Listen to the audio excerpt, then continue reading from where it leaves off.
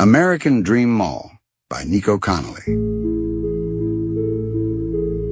I walked in like I always do. No ticket, no ID.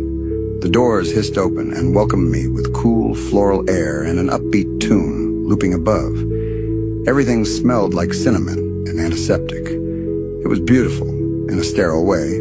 White floors, glass walls, soft lights.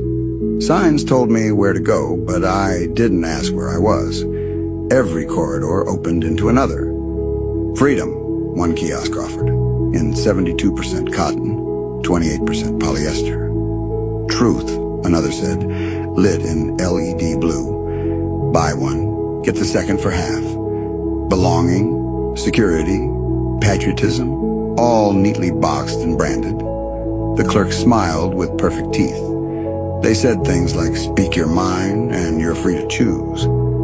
But they never asked what I was choosing between, and I never told them what I was thinking, because I knew they were listening. Not the clerks, the ceilings, the cameras, the smiles. They always smile here.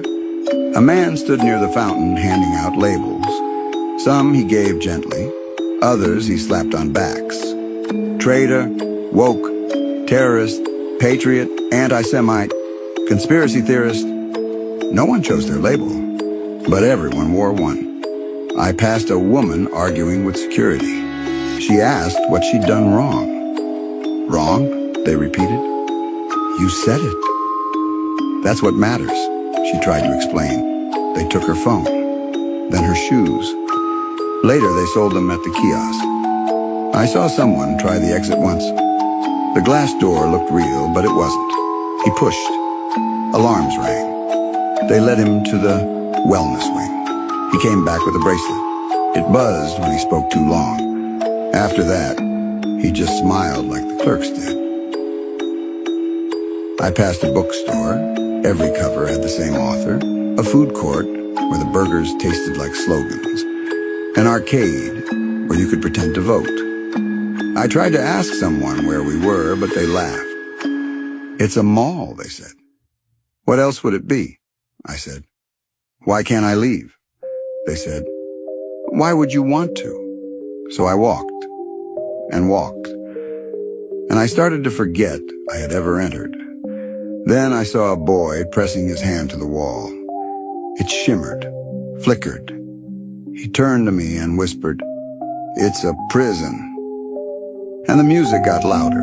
I kept walking, past the signs, past the slogans, past the smiling clerks with buzzwords in their mouths and barcodes on their eyes.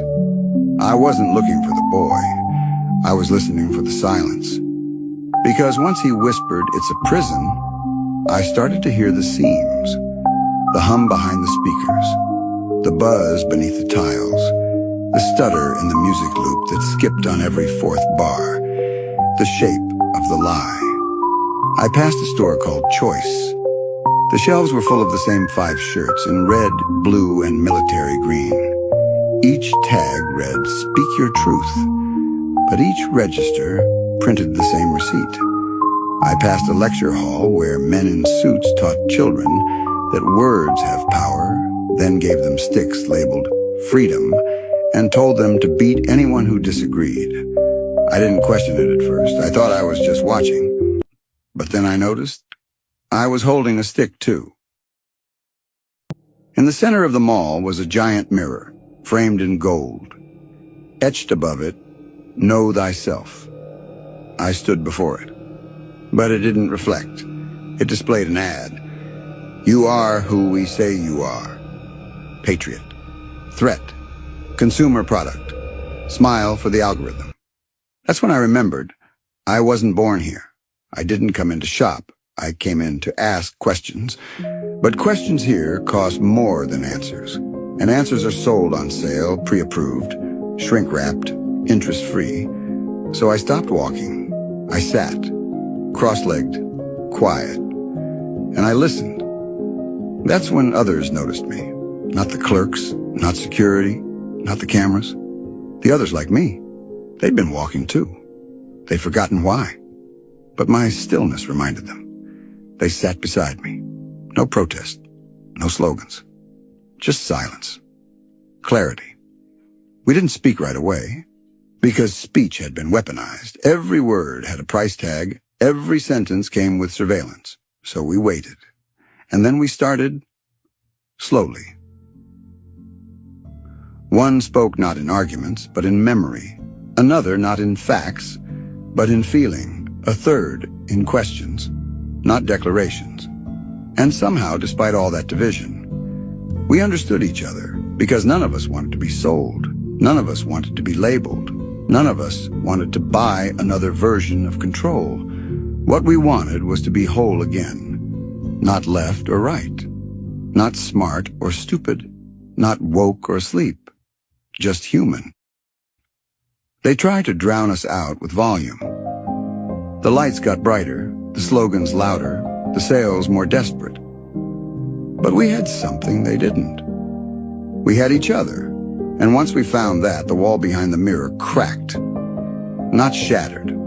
Not with drama, just cracked. Enough for air, enough for doubt, enough for something real. And we saw the mall was never real. It was built from fear, from profit, from language turned into leash. But outside there were no signs, no sales, no mirrors, just sky.